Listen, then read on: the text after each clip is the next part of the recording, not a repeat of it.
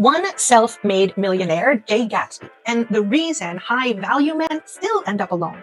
We see him everywhere in the self-improvement corners of the internet. He is the blueprint for the modern high-value man, the guy who gets the money, acquires the status, buys the mansion, and throws the party to get the girl. But as an English teacher and a woman, I need you to understand something crucial. Jay Gatsby isn't a hero. He is a warning. If you are looking for advice on how to be confident or how to be charming, following his playbook won't get you the dream life. It will build a golden cage that ensures you end up alone. Gatsby represents a specific type of male tragedy that I see constantly. Men who perfect their resume but neglect their reality. Today, we're going to dismantle the myth of the Great Gatsby to save you from making his mistakes. Welcome back to Good Men Explained. If you're new here, I'm an English teacher with a master's in education, and before that, I was an Army linguist. My entire career has been about decoding language, not just what people say, but the subtext of what they actually mean. For decades, young men have read F. Scott Fitzgerald's novel and missed the subtext entirely.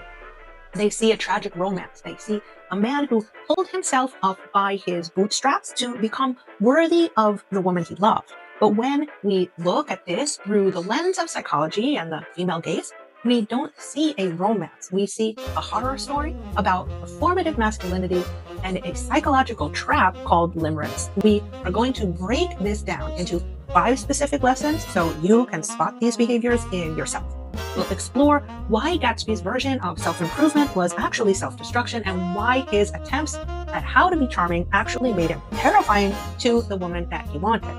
This matters because so many men today are being sold a lie that if you just earn enough, lift enough, and dress well enough, you're owed a relationship. But the tragedy of Gatsby is that he did all of that and he still died alone. If you ever felt like you checked every box on the success list, but still feel invisible to the people you want to connect with, this deep dive is for you.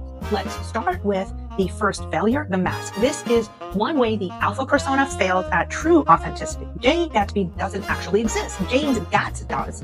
James Gatz, was a poor boy from North Dakota who felt deeply unworthy. So he murdered his own self and created Jay Gatsby, a curated persona designed to win male approval and female desire. He invented an Oxford education, a war hero backstory, and that famous old sport catchphrase. In the modern world, we see this constantly. Men are told that how to be confident starts with faking it till you make it. You see it in the Sigma male mindset content, but here is the reality from a female perspective. Humans have a sixth sense for inauthenticity. It's called the uncanny valley effect. When a robot looks almost human, but not quite, it creeps us out. The same happens socially. As a linguist, I can tell you that when someone is performing a personality, their timing is off. There is a micro delay between who they are and who they are pretending to be. Gatsby thought that if he perfected the performance, he would become undeniable. But you cannot connect with a mask. When a man is constantly on, trying to project status or power, it creates an emotional vacuum. It signals deep insecurity. It tells a woman, I don't believe I'm enough as I am, and so I brought this character instead. If you want to know how to be charming, you have to drop the old sport act. Vulnerability is magnetic. Performance is repelling. Women don't fall in love with your resume. They fall in love with your reality. If you hide your reality, you make love impossible. This leads us to the second failure, the transaction. This is one way transactional effort fails attraction. There is a famous scene where Gatsby is throwing his custom-made shirts at Daisy. They're piling up silk and linen, gold, silver, and Daisy starts sobbing into the pile. Men often misread this scene. They think that she's crying because she loves him, or they judge her for being materialistic. She isn't crying because she's happy. She is crying because she is overwhelmed by the sheer desperate pressure of this effort. Gatsby is trying to buy her affection with a display of value. This is the high-value man trap. The belief is if I get the money and the gym body and the status, she owes me her love. It turns dating into a vending machine. Insert achievement, dispense sex and affection. But true attraction isn't transactional. When you try to buy a woman's attention, whether with literal money or with the currency of your achievements, you aren't being charming. You are making her the product in a business deal. It creates a debt that she never asked for. Daisy cries because she sees that Gatsby doesn't want a partner. He wants a receipt for his hard work. He wants to cash in his chips. This is the root of the nice guy syndrome, the anger that comes when you feel you've paid the price but didn't get the prize. Real self-improvement is about becoming a better man for yourself, not building a resume to hand to another person. Now we have to talk about the psychology driving this. This is the one way limerence fails love, and this is the keyword you need to know: limerence versus love. Most people think Gatsby loves Daisy. He doesn't. He suffers from limerence. Limerence is an involuntary state of intense desire characterized by an obsessive need for reciprocation and an intrusive fantasy life. But the key difference is that love is about the other person. Limerence is about you. Gatsby loves the idea of Daisy. He loves that she is the golden girl who validates his rise from poverty. Nick Carraway, the narrator, even says Gatsby looked at her like she was the Holy Grail. Gentlemen, a grail is an object, a trophy. When you place a woman on a pedestal, you are forcing her to look down at you. That is not how to be confident. That is subservience. And more importantly, it strips her of her humanity. Gatsby refuses to accept that Daisy is flawed, that she's bored, or that she has a child. In fact, when he meets her daughter, he is stunned because the child is physical proof that Daisy is a real human who had a life outside of his fantasy. He wants to delete her past to suit his narrative. If you find yourself obsessed with a dream girl you barely know, ask yourself, do I want her or do I want what I think she represents about me? Limerence is using another person as a mirror to reflect the self you wish you were.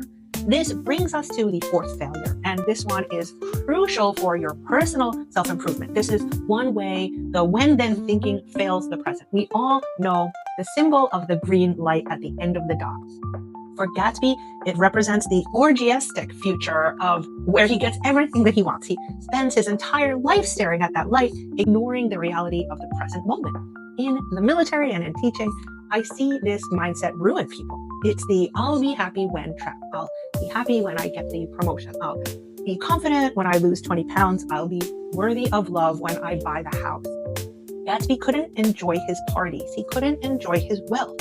He was miserable because he was living in a hypothetical future. If you are constantly looking at the green light proverbially in your life, you're missing the life happening right in front of you. How to be charming requires presence. You cannot connect with a woman if your mind is fixated on a future outcome. You have to be here, now, grounded in your own skin, not waiting for permission to exist.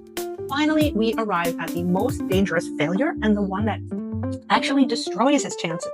The warning. This is one way intensity fails safety. In the climax of the book, the Plaza Hotel scene, Gatsby's mask slips. Tom Buchanan exposes him as a bootlegger, and Gatsby loses his temper. The book describes him looking as if he had killed a man. In that split second, Daisy pulls away. This is the moment the relationship actually dies. Not because Tom is a better man. Tom is awful, but because Gatsby became unsafe.